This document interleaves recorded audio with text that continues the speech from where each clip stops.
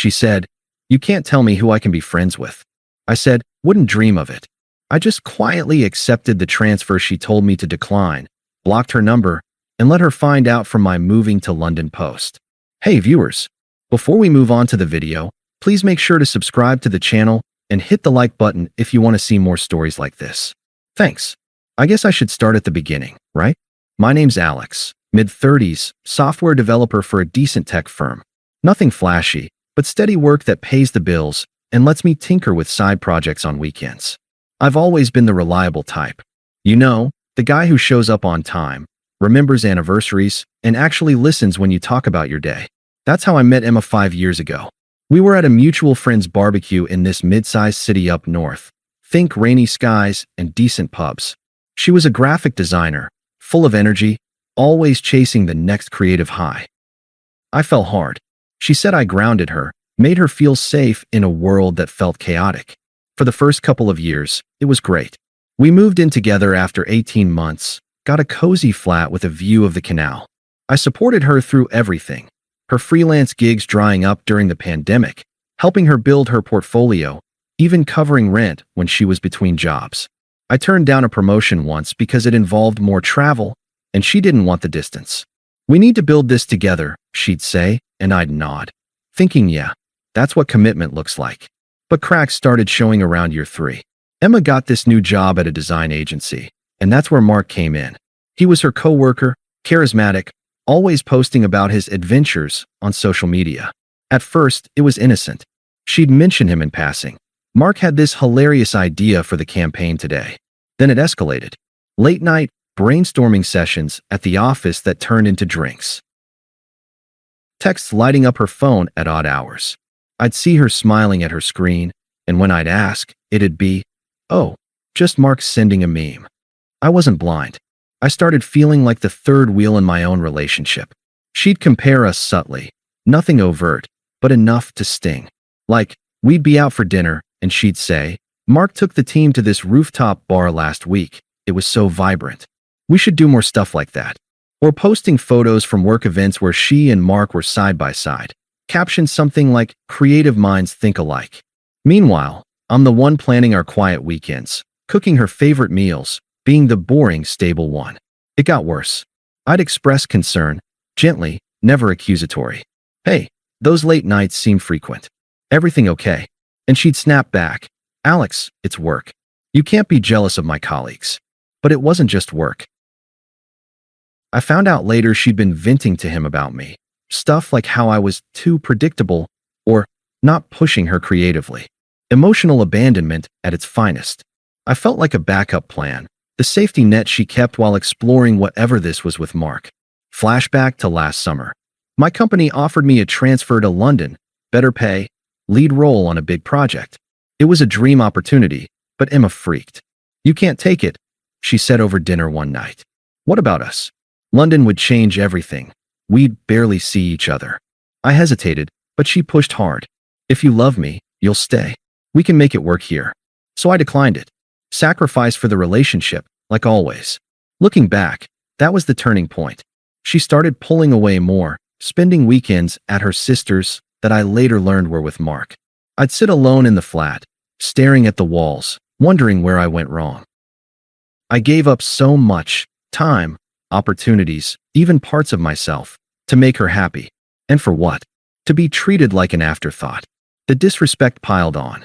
She'd leave her laptop open sometimes, and I'd glimpse chats, flirty emojis, inside jokes that excluded me. One night, I couldn't take it. I said, "Emma, this friendship with Mark feels off. It's hurting us." Her response? Eyes rolling. "You're overreacting. It's platonic." But deep down, I knew it wasn't. The confusion ate at me. Nights lying awake, replaying conversations, feeling undeservedly sidelined. I didn't yell or demand. I just internalized it, hoping it'd pass. Spoiler, it didn't. Things hit a boiling point about 6 months ago. I'd been suspicious for weeks.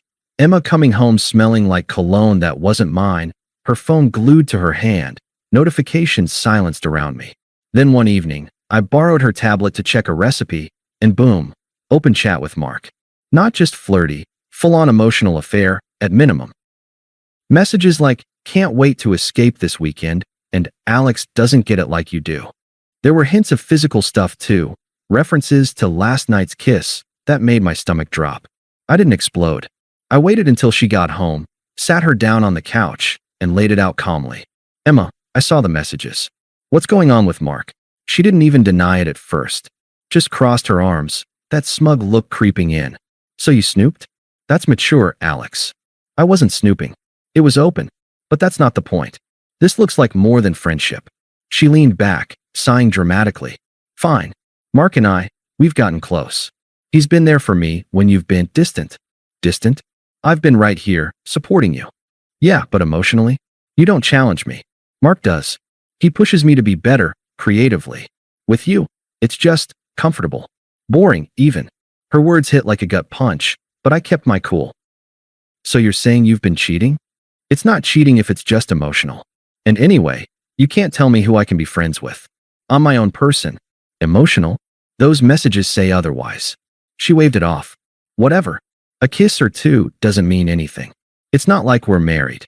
I need space to figure things out. Figure things out? While living here on my dime. Her eyes narrowed, that dismissive tone kicking in. Oh, please. You've always been the provider type.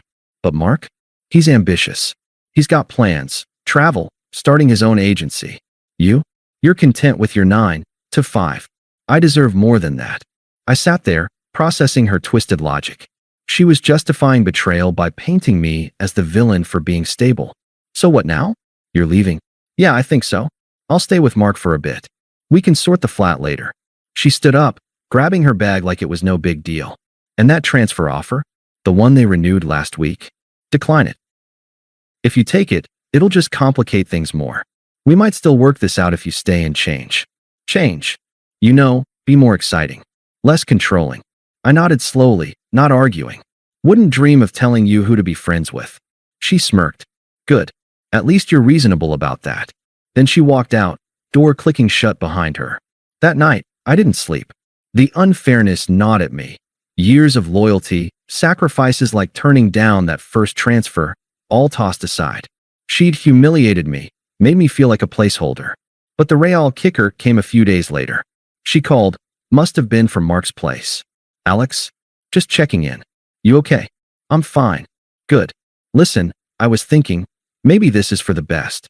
You'll find someone who appreciates your simplicity. Simplicity? Yeah. Not everyone wants adventure. But me? I do. Mark gets that. He took me to this underground art show last night. Mind-blowing. You'd hate it. Right?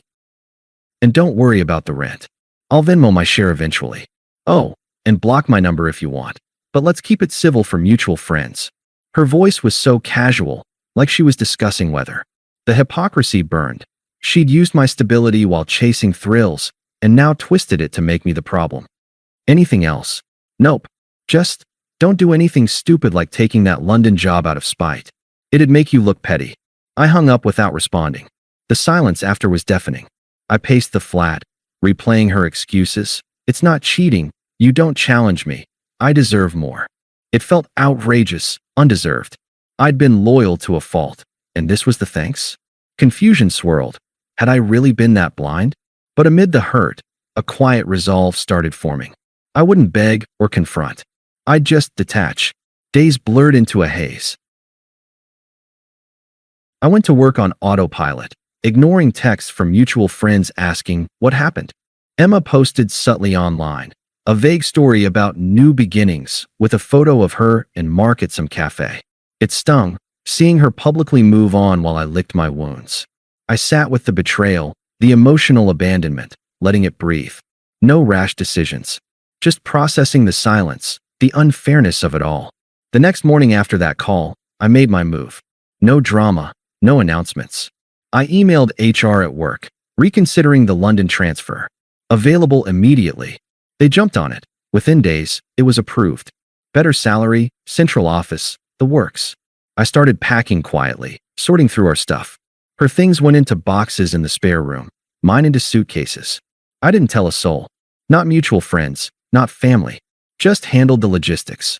Notified the landlord I'd sublet or break the lease if needed. Transferred utilities to my name temporarily.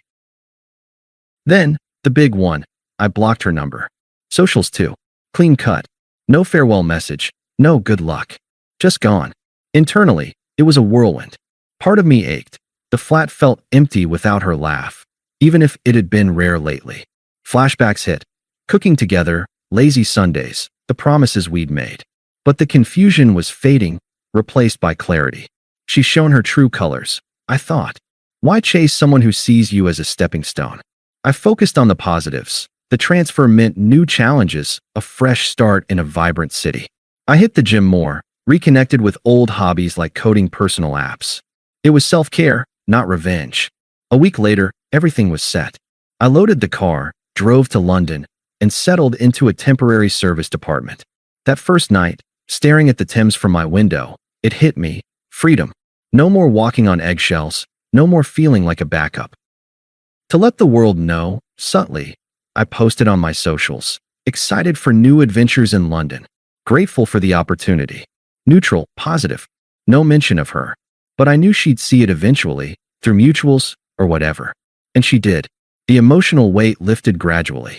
I'd sit in cafes, people watching, reflecting on the unfairness without bitterness. I deserved better, became my mantra. No outbursts, no drunken texts, just dignified silence. The arc was rising. I was building something for me now. Fast forward a couple of months. I'd been in London for about 8 weeks, settling into the new role. The city was a whirlwind, buzzing streets, endless coffee spots, and work that actually challenged me. I'd made a few mates at the office, started exploring museums on weekends. Life was good. Quiet but good. No more second-guessing myself every day. That's when the whispers started trickling in. Mutual friends, the ones who hadn't picked sides yet, began messaging me. At first, vague stuff like, "Heard about Emma?" I'd respond neutrally, not prying. But piece by piece, the picture formed. Turns out, Mark wasn't the dreamboat she'd painted. He was a mess, unstable job history, hopping from agency to agency, racking up debts from his adventurous lifestyle. And abusive? Verbally, at least. Friends said he'd belittle her in front of others, mocking her designs as amateur while using her connections to land gigs. It escalated quick. They'd moved in together officially after she left me, but it imploded.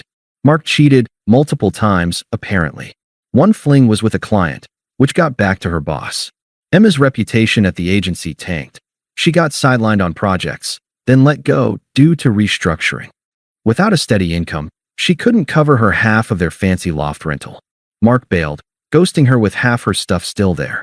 Left her high and dry, evicted notice in hand. The irony hit hard. She ditched me for excitement, calling my stability boring. Now that excitement bit her back, hard. She ended up crashing on her sister's couch, scrambling for freelance work that barely paid. Mutual friends stopped defending her once the truth spread. We saw the posts. One texted me. Mark's true colors came out. Her online presence shifted too, from smug, new chapter vibes to radio silence, then desperate job-seeking pleas. I didn't gloat. Honestly, I barely thought about it at first. But as the details piled up, a sense of justice settled in. Karma wasn't some dramatic explosion. It was slow, relentless, like watching a house of cards topple. She discarded me like yesterday's news, humiliated me with those comparisons. Now she was isolated, broke, and irrelevant in her own circle. Friends who'd enabled her started distancing. She's changed, they'd say, but I knew better. It was the consequences catching up. The emotional weight of it all lingered for me too. I'd sit in my new flat, overlooking the city lights, reflecting on how far I'd come. The betrayal still echoed sometimes, those nights of confusion, feeling like I'd failed. But the silence I'd chosen? It protected me. Let her unravel on her own terms. It didn't take long for her to reach out. First sign was about a month into my London life. An email, since I blocked her everywhere else. "Hey Alex, hope you're well. Can we talk? Miss our chats." I ignored it. Then texts from unknown numbers. Burner apps, probably. "It's Emma.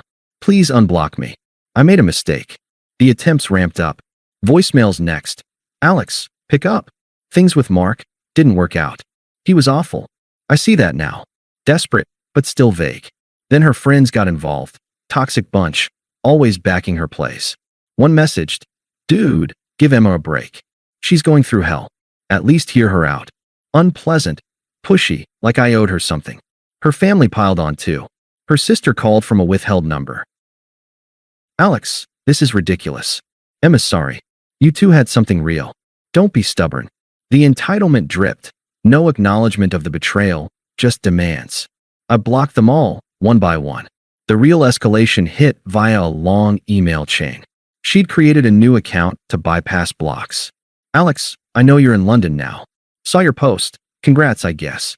But seriously, we need to talk. Mark turned out to be a nightmare. He yelled at me over nothing, cheated with some intern. I lost my job because of him. Now I'm crashing at my sister's, scraping by on gigs that pay peanuts. Rent's due and I could use some help. Remember how you always had my back? I was wrong to leave. You were the stable one. Please, call me. I read it, felt nothing but detachment. No sympathy stirring. But she didn't stop. Days later, another. Why are you ignoring me? This isn't you. We had 5 years. Doesn't that mean anything? I admit it, I was smug. I thought Mark was better, but he used me. Dumped me like trash. I'm alone now, Alex. Friends are ghosting me too. Come on, let's meet halfway. I'll come to London if needed. The desperation peaked with anger. A voicemail from her. Fine, be that way. You're heartless, you know that? After everything, you just vanish? I bet you're loving this. Me falling apart while you play big shot in the city. Well, screw you. But wait, no, call me back. I didn't mean that. I'm just stressed. Her true colors shone through. The hypocrisy of begging while lashing out. Involving her pushy mom next, a text saying, "Young man, Emma's family expects better. She's crying every night. Fix this." Unpleasant as hell. I deleted it all, no response. The silence from my end. It was my power now. Months passed, about 4 since the move. I'd upgraded to a proper flat in Shoreditch, dated casually, even met someone promising at a tech meetup. Work was thriving. I'd led a project that got company-wide praise. Emma faded to background noise. Blocked, forgotten. Then came the mutual friend's birthday. Virtual, a Zoom call since folks were scattered. I logged in for old time's sake. Camera on, background showing my sleek setup with London skyline peeking through. Laughter, toasts, normal stuff. Until she joined late. Her face popped up, looking worn, dark circles, forced smile. The chat froze awkwardly. Friends knew the history. She messaged privately first. Alex? Wow, you look good. Can we talk after? I ignored it, focusing on the group. But she pushed, unmuting. Hey everyone, great to see you all. Alex, congrats on London. Looks amazing. Thanks, I said flatly, keeping it brief. The call wrapped, but she lingered, requesting a breakout room. Friends awkwardly approved, probably hoping for closure. It was just us. Alex, thank God. I've been trying to reach you forever. I know. Her voice cracked. Look, I screwed up. Mark was abusive, controlling, cheating. He left me broke, jobless. I'm in therapy now, trying to rebuild. But I miss us. You were always so steady. Can we try again? I'll move to London. Whatever it takes. I leaned back, calm. Emma, that ship sailed. But why? I was wrong. I see that. You didn't deserve how I treated you. The comparisons, the dismissal, it was cruel. Please, give me a chance. Remember what you said. You can't tell me who to be friends with. I didn't. You wanted freedom, excitement. You got it. She faltered. Yeah, but it backfired. I'm desperate here. Help me out, at least talk. No. I've built something here. New job, new life. Without the drama, the manipulation. You're irrelevant to that now. Irrelevant. After 5 years. Exactly. Those years taught me what I don't want. Stability isn't boring, it's foundation. You've got your own path, figure it out. Tears welled up. You're cold. I thought you'd care. I did once. Not anymore. She hung up, screen going black. The reversal hit her square, me thriving, her desperate. Friends messaged later. That was intense. You're better off. I agreed. Update, it's been weeks. No more attempts. I've moved on completely, like she never existed. If you're reading this, Emma, good luck. But don't reach out. To everyone else, sometimes, walking away is the best revenge. Thanks for watching. Make sure to subscribe to the channel and hit the like button. What do you think about this story? Share it in the comments.